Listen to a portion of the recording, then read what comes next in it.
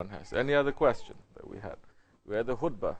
So, if somebody were to ask you, what did you hear for the khutbah today? What are you going to say? Let me hear from you today. I'm not going to speak because we didn't have the live broadcast. So, somebody who didn't watch it is going to ask you, what is the khutbah about? What are you going to say? Are you awake? Let me see. You say, doctor, speak up. The main thing people were saying was about the importance of shukr, of giving thanks. Shakir. Importance of Shakir? Importance of what? Of giving thanks to Allah. Okay, shukr. Ayat was saying from Quran Kareem Speak that up. Ayat was saying from Quran Kareem that if you show thanks to Allah, then Allah's favor will be on you. Allah will be pleased with you. Say another ayat from the khutbah. Talking about the. Say. Shaykh. Which of the favors of your Lord do you deny? Whichever of the favors of your Lord can you deny? Everything is a favor from our Lord. So it's about shukr. And why is that necessary for us to know? Somebody is going to ask, okay, Imam giving khutbah, but what has it got to do with us? What are you going to say? Say. Because on the judgment day, that's going to be a defining thing for us. What is going to make us either being pleased to Allah, pleasing to Allah, or He's going to be unhappy with us. Okay, one answer. What has it got to do with us? Why is that important for us? Someone else say. Say. Historia. Because we're sitting here in the 21st century with everything. Speak louder for everyone to hear. Because we're sitting here in the 21st century with everything. With all the luxury. I cannot hear you. Because we're sitting here in the 21st If I century. stick this into your stomach, you're going to be very loud that time. So, imagine I'm sticking this into your stomach. So now you have to speak up. Say. Rahim, because we're sitting here in the 21st century with everything. We have everything. And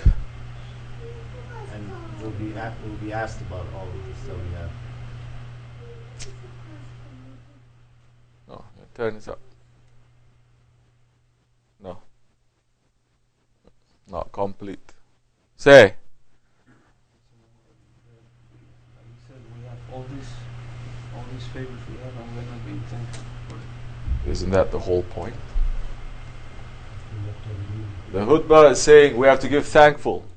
So many ayats Allah is saying man is unjust and he's a tyrant because he's not giving us thanks, because everything that Allah has given is a mercy. Right? We need to be thankful to Allah subhanahu wa ta'ala.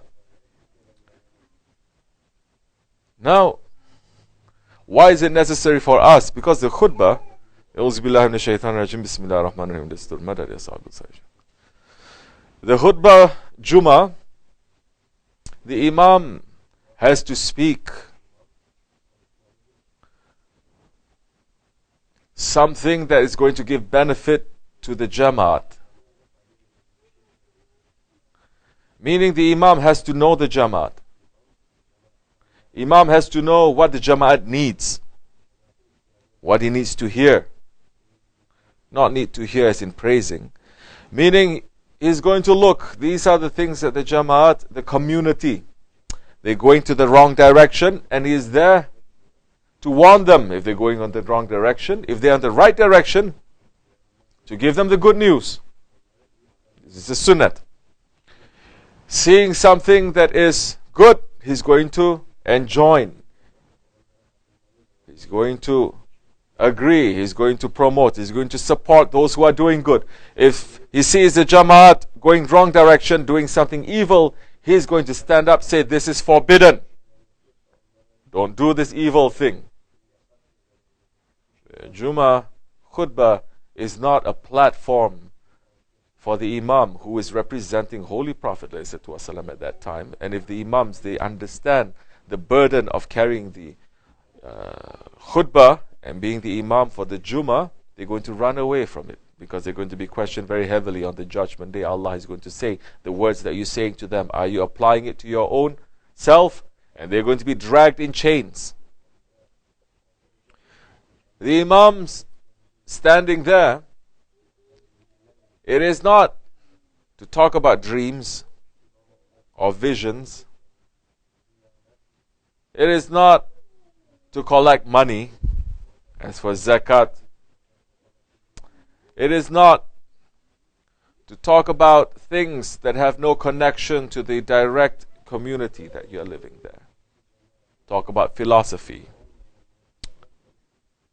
It is not a tafsir session. You see so many imams going up there, they don't know really what to speak. They just pull out one ayat. You don't know where is the beginning, what is the end of that. And they give tafsir. Oh, this means that. In this, it means this. They're breaking down like giving a grammar lesson, a vocabulary lesson in Arabic. Then when they finish, they don't know where to go. They finish talking about that. Then they jump to another ayat, pulling it out. And they just wrap it up and they finish. It is not. Imam is a leader. Leader has to know who is following, what they need, and join what is good and forbid what is evil. Give them warning and give them the good news. Not to misuse that station, that maqam of the Prophet ﷺ. So now, we spoke about shukr today. Allah is saying what? Those who give shukr, what is He going to do with them? Say. You weren't there for the khutbah? Allah will be pleased.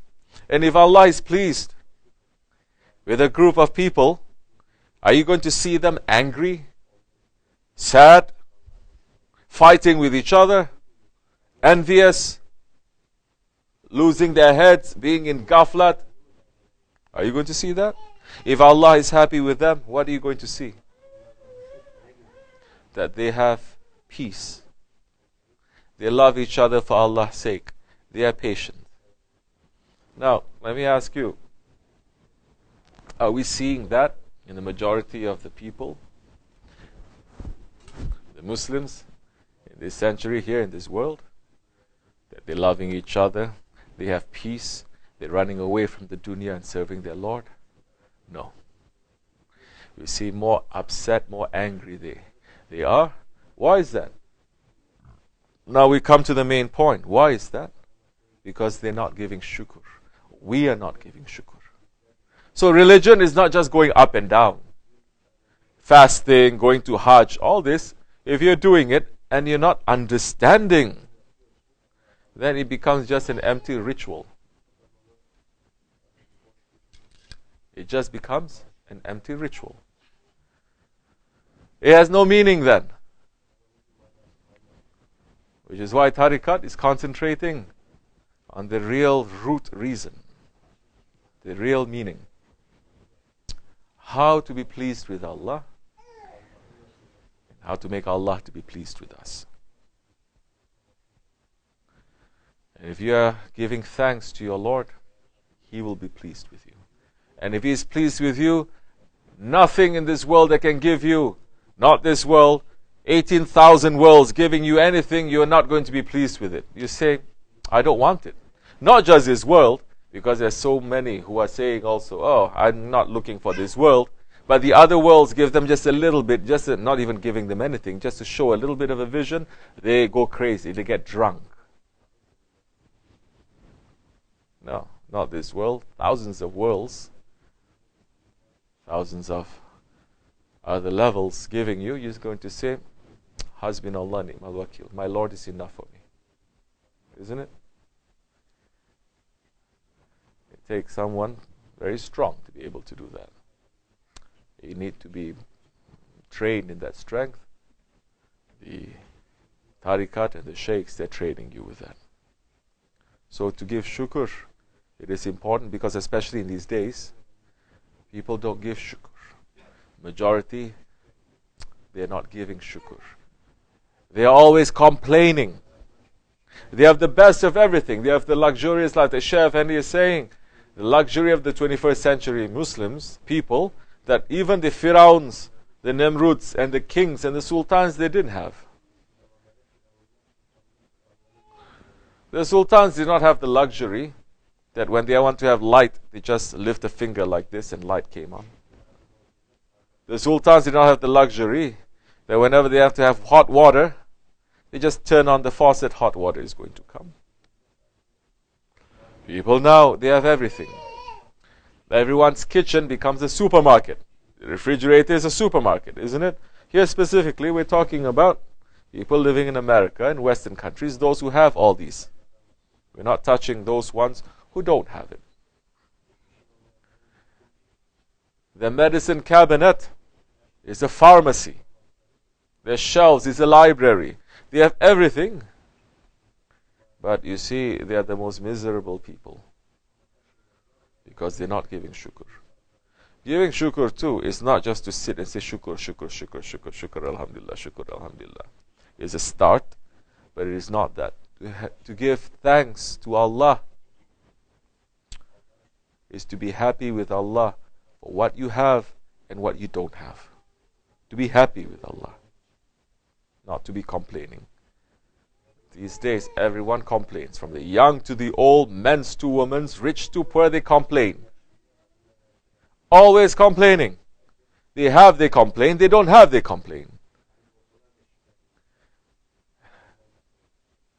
I'm listening. Some people, they complain so much that when you speak to them, the only way of having conversation with you is to complain. You see, how are you? Oh, then they start opening. You regret asking how. Oh, my health is like this. My husband is like this. My children is like this. My wife is like this. Always complain, complain, complain, complain, complain, complain.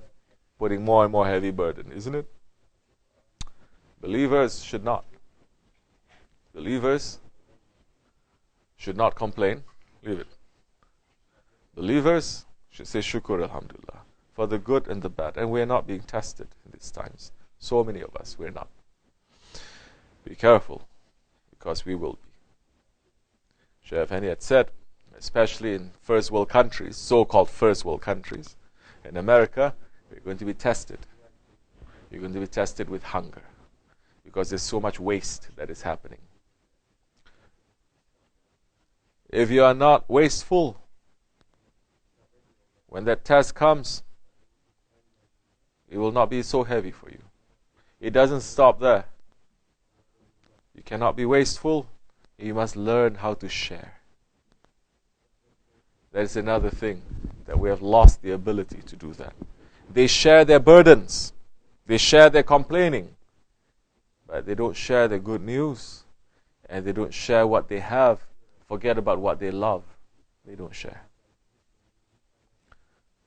Believers, we must share. Believers, we must be happy with our Lord for whatever condition that He has given us. And we must always be, like what Shaykh Effendi had said, to be at the threshold and the doorway of tawbah and shukr. Not to be in the doorway of complaining. It takes away your faith, complaining, because in reality, you're not happy with Allah. And someone who is not happy with Allah, in reality, he has already put partnership. Why is that? He's saying that Allah, you are wrong, and I am right. He's putting himself, the ego, meaning. That's why the ego is the only creature in the world that is challenging Allah directly. Challenging Allah. Shaitan is not challenging Allah. Shaitan is not saying, I am a Lord. Shaitan never says that I am Allah. But mankind that has the ego says, I am Allah. Hasha astaghfirullah. Firaun saying, I am your highest Lord. Nimruds are saying. 21st century people, majority are Firauns and Nimruds. Whatever they want, it must happen. If it doesn't happen, they get very upset. And if they have the power, they will destroy the whole world. May Allah keep us in safety, inshallah. And not put us to the test, to give us more strength and more iman. Fatiha. Amin. Assalamu alaikum.